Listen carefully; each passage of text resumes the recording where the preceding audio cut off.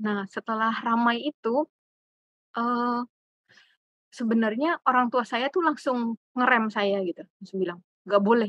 Itu saya nolak berapa tawaran tuh waktu 1, 2 bulan setelah ramai itu, saya nolak banyak tawaran wawancara sebenarnya.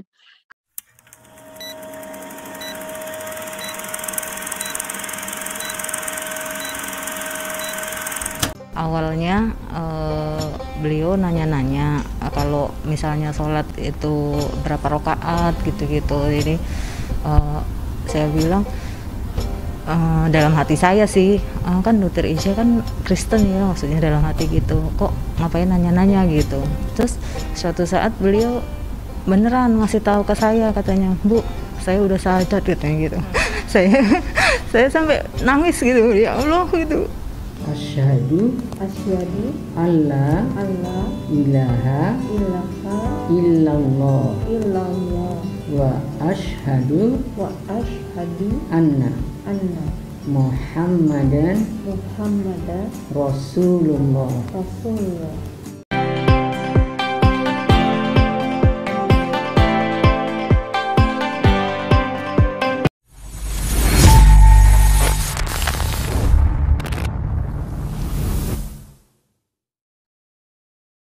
Dulu ya Kak Karissa, mungkin tadi gimana sih kita mempunyai apa ya, kan kadang-kadang gini Kak, karena kita banyak yang mualaf, merasa bahwa ilmunya masih kurang, takut untuk berdakwah gitu. Yang kadang-kadang tuh masih harus korek-korek hati, ini takut untuk berdakwah atau nggak mau belajar jadinya gitu ya Kak Karissa. Karena benar-benar takut gitu, takut salah ngomong pastinya. eh, apa boleh milih-milih gitu, kayaknya kalau yang terlalu dekat tuh justru kita takut karena takut menyakiti hatinya gitu Kak. Apakah boleh gitu ya milih-milih kayak yang ini enggak gitu ya gitu. Gitu karena kayak takut misalnya kayak ke keluarga tentunya gitu kan, pasti takut kayak ini nantinya ke aku jadinya gimana gitu ya, apakah nanti dia jadi musuhin aku kah atau gimana. Nah, gimana sih menurut pengalaman Kak Karissa, apakah bisa di-sharing ke kita apa yang menjadi kekuatan, apa yang menjadi motivasi Kak Karissa gitu untuk terus berjuang? Yang pasti tadi sih udah di-highlight sedikit di penutup, tapi pengen tahu cerita detailnya. Terima kasih Kak Afwan. Ya, terima kasih Mbak Mei. Ya, sama saya juga merasakan hal yang sama sebenarnya. Kalau akhirnya terjun di jalan dakwah itu kayak kecemplung, kalau bisa dibilang seperti itu gitu ya. Sebelum tahu bahwa itu kewajiban setiap kita muslim untuk berdakwah gitu ya, nggak pernah kepikiran untuk berada di jalan dakwah karena saya pikir saya waktunya masih harus banyak belajar dulu, mengejar semua ketertinggalan kita ya gitu ya. Nggak tahu nih Mbak Mei dari kapan, saya baru 2 tahun ini gitu ya, jadi usia 36 tahun. Jadi 36 tahun sebelumnya, aduh jadi ngejarnya tuh bener-bener luar biasa gitu ya, harus ngejarnya gitu. Dan betul gitu, waktu itu sebenarnya dengan cara yang tidak disengaja ya mungkin sebenarnya, kayak waktu itu kan tiba-tiba ada Kak Salim merekomendasikan saya untuk jadi narasumber di Rasil ya, pertama kalinya itu saya sharing tentang pengalaman mualaf saya, dan ternyata dengan izin Allah itu banyak yang nonton gitu. Nah, waktu itu saya memang saya sempat bagikan ya, waktu selesai dari Rasil itu MC-nya tuh sempat bilang, "Mohon maaf ya Dok, ini selama pandemi ini kami relawannya juga tuh nggak dibayar," gitu ya. "Jadi kami mohon maaf banget nggak bisa ngasih Bu Dokter apa-apa," kayak gitu. Saya waktu itu datang ke studio mereka gitu ya, di Cilengsi apa Cibubur ya, daerah situ. Kemudian saya malah, "Oh iya, nggak apa-apa," saya bilang. Malah saya lari ke mobil, buka dompet, yang ada tuh biasa ya kalau zaman sekarang kan tunainya kita malah sedikit ya. Cuma ada cash di saya tuh kalau nggak salah 250.000 gitu. Ini kenapa saya sampaikan ya, ini ada ceritanya. Nah, saya ingat betul waktu itu saya ambil semuanya, saya umpel-umpel tuh, umpel-umpel ngerti nggak ya? Saya tekuk-tekuk gitu, nggak punya amplop, saya kasih ke tangannya beliau gitu, "Tolong diterima ya Mas Rizal," saya bilang gitu. "Jangan Bu Dokter, harusnya kita yang kasih," dia gitu.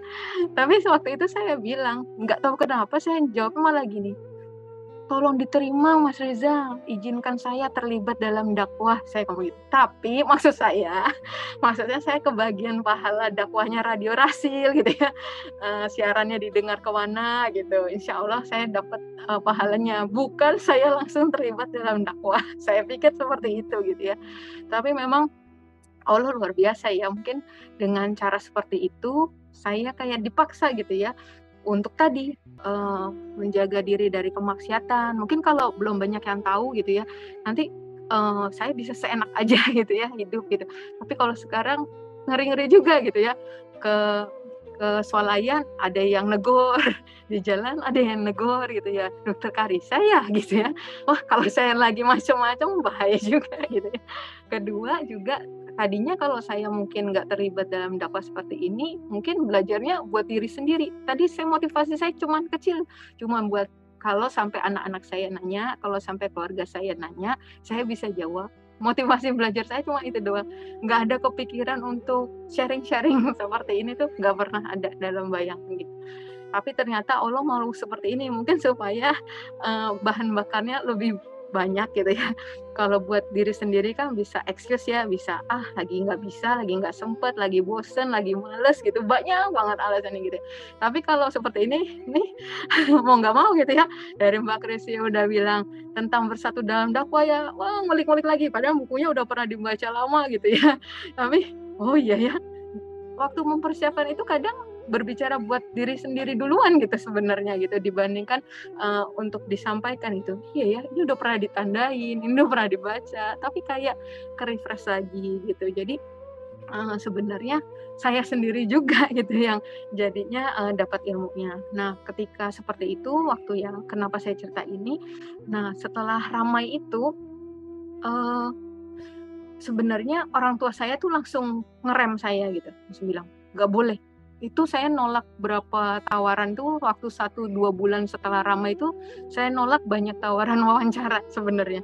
Karena saya mau nurutin dulu birrul walidain ya ke mama saya, karena saya udah nggak ada suami. Saya pikir otoritas saya kembali ke orang tua gitu ya. Jadi ketika mama saya bilang nggak boleh, saya langsung nggak pergi. Mohon maaf ya, orang tua saya nggak ngizinin gitu. Waktu itu seperti itu. Sampai saya terus, tapi tetap sambil berdoa terus gitu, sampai akhirnya ya Allah, ini aku nih lagi takut sama Allah apa takut sama makhluk gitu ya. Walaupun saya melakukan birrul walidain ini juga karena Allah ya gitu, cuman waktu itu benar-benar di jalan dakwah itu perlu kehati-hatian sekali kalau menurut saya gitu ya. Kehati-hatiannya bukan terhadap yang di luar. Justru kalau saya paling ngerasakan sampai detik ini, kehati-hatian di hati kita gitu ya. Meluruskan niat itu Masya Allah gitu ya. Yang kita pikir udah lurus gitu, ternyata mungkin dideteksi Allah nggak lurus-lurus banget nih. Gitu agak keriting dikit gitu atau apa gitu yang nggak tahu. Itu penting banget. Itu sampai saya tuh benar-benar ya Allah, ini saya takut sama manusia atau ini saya mau nafsu ya gitu. Saya ada mentor yang agak keras itu sampai keras loh, dikatakan sampai apa kamu mau jadi seleb karbitan gitu ya, apa mau di panggung dan sebagainya gitu. Tapi saya bersyukur gitu ya dengan teguran itu justru menjaga saya gitu. Waktu saat itu, di saat orang mungkin muji itu justru bisa melalaikan kita ya, membunuh kita gitu ya, membinasakan kita dari belakang gitu. Tapi kalau kita ditegur sebenarnya itu bagus itu. Sejak saat itu sampai hari ini, saya jangankan orang lain, saya sendiri sering menguji niat saya sendiri gitu. Dan saya akan memutuskan apa-apa yang kira-kira nanti akan menyulitkan saya untuk meluruskan niat kayak gitu. Jadi waktu itu seperti itu. Jadi terus sambil terus belajar gitu Mbak Mei, terus sampai akhirnya saya temukan waktu itu saya balik lagi ke Al-Quran, saya belajar gitu bahwa ini kewajiban setiap muslim gitu ya. Dan ketika saya dapati itu, wah saya tetap harus berdakwah nih, mau dengan cuman lewat Instagram misalnya yang dipunya medsosnya atau apa, tetap harus berdakwah. Dan dengan saat itu terjadi, alhamdulillah akhirnya sampai mama saya tadinya mulai menerima tawaran berdakwah itu dengan diam-diam. Kemudian bertahap lagi, ya Allah aku nggak mau nih diam-diam kayak gini, kayaknya nggak enak, walaupun nggak berbohong dengan orang tua, cuman nggak bilang gitu. Tahu bedanya sama apa nggak bilang gitu dengan diam-diam gitu, tapi nggak bohong juga. Nah sampai akhirnya benar-benar minta izin ya Ma, ada panggilan ke masjid mana, ke majelis taklim mana gitu, sampai bilang, sampai akhirnya didukung, kadang ikut bawa anak-anak dan sebagainya. Itu benar-benar saya memang waktu itu berdoanya, ya Allah kalau memang ini sudah waktunya, Allah mudahkan gitu. Waktu saat itu sambil waktu belum bisa diizinkan itu saya terus belajar aja, nggak tahu kapan saya bisa diutus lah istilahnya gitu ya untuk di jalan dakwah itu, sampai benar-benar ketika mungkin ya menurut Allah ini kayaknya udah hatinya lumayan nih kejaga gitu, terus Allah mudahkan gitu ya, halangan-halangan kita itu dimudahkan gitu. Nah sampai akhirnya waktu itu saya share sedikit, mungkin ini nggak tahu ada yang dari Umi atau enggak, saya dihubungin sama orang Rasil, Bu Dokter, ini kita mau share nih. Waktu itu saya udah sempet, bahkan keluarga sendiri aja bilang, wah udah jadi miliarder nih, YouTuber katanya banyak viral di YouTube gitu ya. Terus mama saya bilang, wah anaknya gitu aja, cuman gitu-gitu aja, tetap aja kayak gitu, kata mama saya gitu kan. Nggak nerima itu. Tiba-tiba ya itu Rasil bilang, Bu Dokter ini kita ada mau sharing profit dari YouTube itu 25 juta gitu ya. Waktu itu saya bilang, jangan ke saya deh, saya biarin mudah meluruskan niat, disampaikan saja ke lembaga-lembaga mualaf yang membantu saya sampaikan, Mualaf Center, Ikhlas Foundation, di UMI ya, Irena Center. Cuman akhirnya mereka rapat dan akhirnya diputuskan seluruhnya untuk Irena Center. Kenapa saya sebutkan begitu? Kalau dilihat nilainya ya, Masya Allah ya, yang saya kasih pertama kali umpul-umpul itu berapa? 250.000 ya. Dan itu yang bagian saya mungkin sekitar sepertiganya, mungkin ya 2/3 untuk operasional Rasil itu 25 juta, 100 kali lipat, Masya Allah gitu ya. Itu diserahkan di Islamic Center, di Irena Center. Jadi maksudnya itu kalau boleh cerita sedikit mungkin ya, awalnya akhirnya dalam dakwah gitu. Tapi ya sampai ke sini gitu ya, insya Allah gitu, saya menjaga masih dengan semangat itu gitu ya. Mungkin sekarang bukan lagi halangan dari keluarga, tapi nah ini makin nggak dihalangi keluarga, udah semuanya kan berkembali ke kita ya, keputusan di kita gitu. Jadi itu yang akhirnya saya bagi-bagi, akhirnya kalau diambil semua juga nanti malah mungkin ibadah kita nggak bisa maksimal, menuntut ilmu kita nggak bisa maksimal. Jadi memang betul kenapa dibilang dunia itu cuma boleh ada di tangan kita, walaupun ini urusan akhirat ya, berdakwah gitu, tapi tetap itu semua ada di tangan kita, nggak boleh ada di hati kita. Kalau saya sih gitu ya, karena kalau enggak nanti kita larut dalam kesibukan dakwah.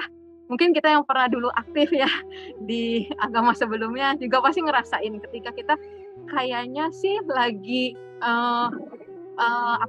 melakukan untuk Allah gitu ya, tapi sebenarnya kita jauh dari Allah. Nah itu jangan sampai seperti itu gitu. Itu yang juga, itu saya ngomong buat diri saya sendiri gitu ya.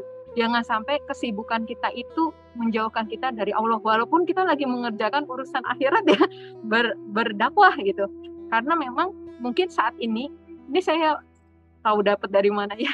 Saya pegang ini iblis, syaitan itu mungkin udah nggak bisa bikin kita bermaksiat lagi ya. Karena kita langsung tahu, itu maksiat, itu haram, kita nggak mau lakukan lagi. Tapi iblis biasanya bikin kita jadi orang yang jadi orang yang sibuk, jadi orang yang ketika sibuk itu kan kita bisa lalai ya gitu. Kemudian iblis bisa jadikan kita orang yang sombong gitu, nggak mau belajar lagi gitu, ngerasa puas, ngerasa jumawa gitu, nggak mau dibilangin lagi gitu sama guru-guru, sama mentor kita.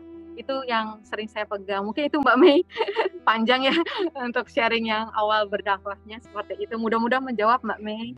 Masya Allah, Kak Karissa, terima kasih untuk sharingnya. Semoga menginspirasi kita semua ya Kak, bahwa memang kalau kita berlarut-larut dengan hati kita tuh juga gak baik ya Kak, dan kita harus Allah, semoga semuanya kita dimudahkan ya Kak.